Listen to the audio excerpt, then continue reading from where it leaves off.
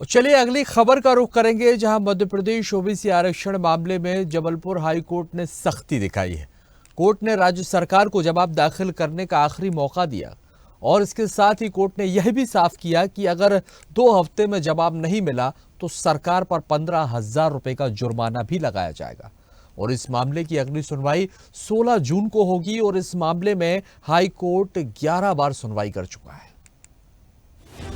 मध्य प्रदेश में लगभग 51% जनता ओबीसी वर्ग में आती है और एक बार फिर ओबीसी पर जबलपुर हाई कोर्ट ने एक सुनवाई में एमपी सरकार से जवाब मांगा है।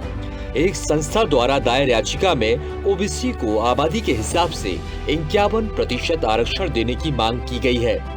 इस मामले में हाई कोर्ट 11 बार सुनवाई कर चुका है, लेकिन सरकार ने कोई जवाब नहीं दिया।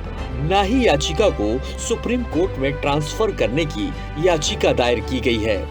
अब तक पेश किए गए तर्कों को ध्यान में रखते हुए हाई कोर्ट ने यह कदम उठाया है। चीफ जस्टिस की बेंच में इस मामले की सुनवाई हुई।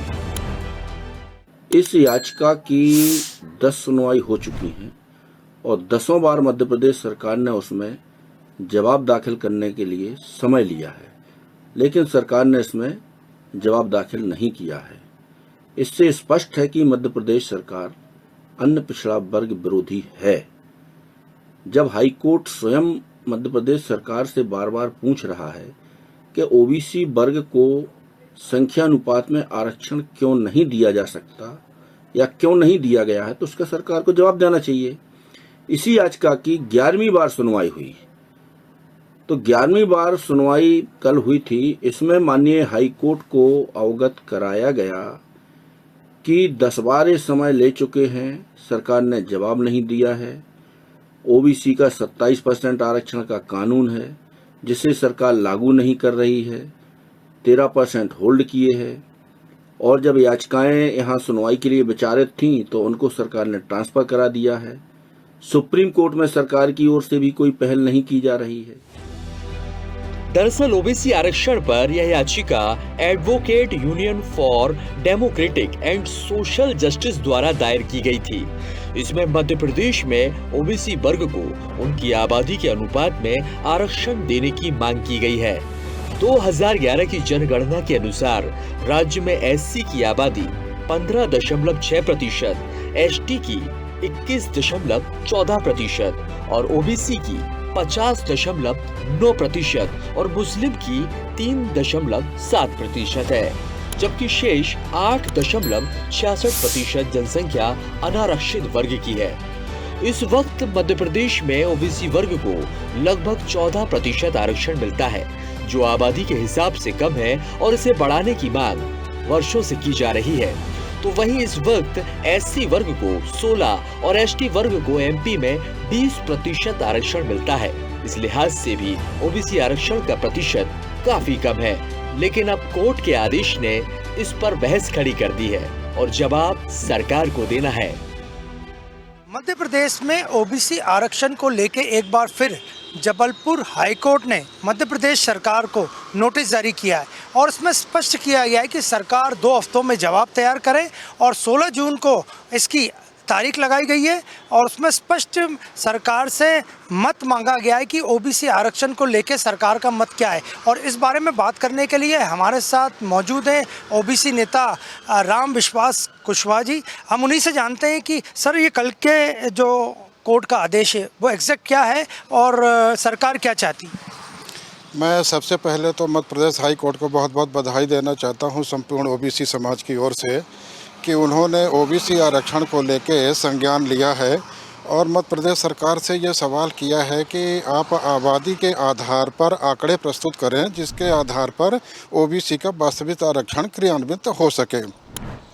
आप जानते हैं हाई कोर्ट ने भी अपने संज्ञान में ये बात कही है कि 2011 के बाद कोई ऐसा सर्वे नहीं हुआ, जातिगत जनगणना नहीं हुई जिसके आधार पर किसी भी जाति की वास्तविक संख्या निकलकर सामने आए। मध्य प्रदेश सरकार ने एक पहल की 2021 में पिछड़ा वर्ग महाजन आयोग के बाद उन्होंने पिछड़ा वर्ग कल्याण आयोग बनाया, जिसमें गौरी शंकर बिसेन जी को अध्यक्ष बनाकर यह जिम्मेदारी दी गई कि आप ओबीसी की वास्तविक जनगणना के आंकड़े प्रस्तुत करें। क्या आपको लगता है कि इस जिम्मेदारी पूरी हुई, वास्तविक आंकड़े ओबीसी के?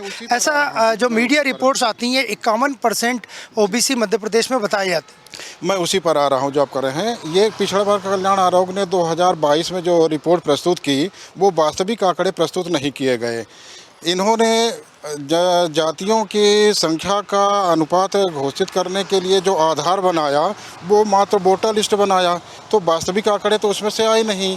सरकार को ये चाहिए था कि एक आयोग के माध्यम से सारे कलेक्टरों को नोटिस जारी करते और कलेक्टरों के माध्यम से ग्रामीण एरिया तक सरपंचों से, पटवारियों से, तहसीलदारों से सर्वे कराते और जातियों के। क्या आपको 51% ओबीसी मध्य प्रदेश में है? बिल्कुल 51 नहीं, 52% है, 53% भी कुछ लोग कह रहे हैं। सामाजिक सर्वे जो समाज के आधार पर हुए हैं, यद्यपि वो बहुत ठोस आधार नहीं कहे जा सकते, लेकिन जो समाज दावा कर रहा है वो तो 54% जो हो रहा, 55%। जबलपुर हाईकोर्ट ने जो नोटिस जारी किया है, सरकार को चेताया है, जवाब मांगा है, क्या आपको लगता है सरकार जवाब दे पाएगी?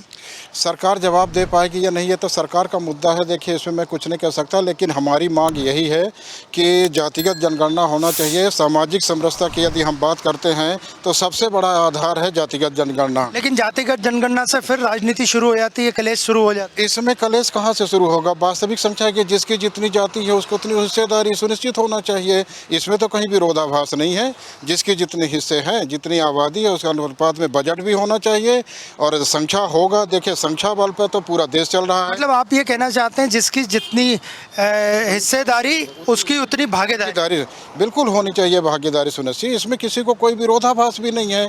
आबादी के आधार पर आप बजट बनाइए। अब कोर्ट ने संज्ञान ले लिया है, अब क्या लगता है? मैं तो कोर्ट से ये निवेदन करूंगा कि उनको, जैसे सरकार को उन्होंने कहा कि 2 सप्ताह में जवाब देना है, तो निश्चित तौर पर सरकार पहल करेगी। और आयोग जैसा कह रहा कि हमने रिपोर्ट प्रस्तुत की है, सीएम साहब से उन्होंने टाइम मांगा है कि इसमें क्या पक्ष सरकार की ओर से न्यायालय में जाना चाहिए।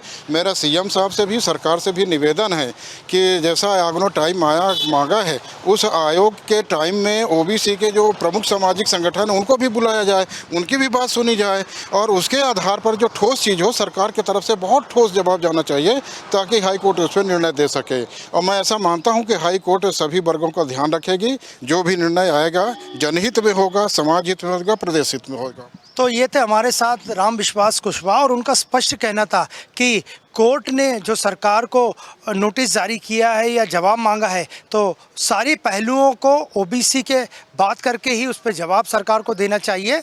और इससे न केवल ओबीसी वर्ग संतुष्ट होगा, बाकी सच्चाई भी सामने आएगी कि मध्य प्रदेश में ओबीसी की कितनी आबादी है और वे जितनी आबादी है उसके हिसाब से भागीदारी मांगने की भी बात कह रहे हैं।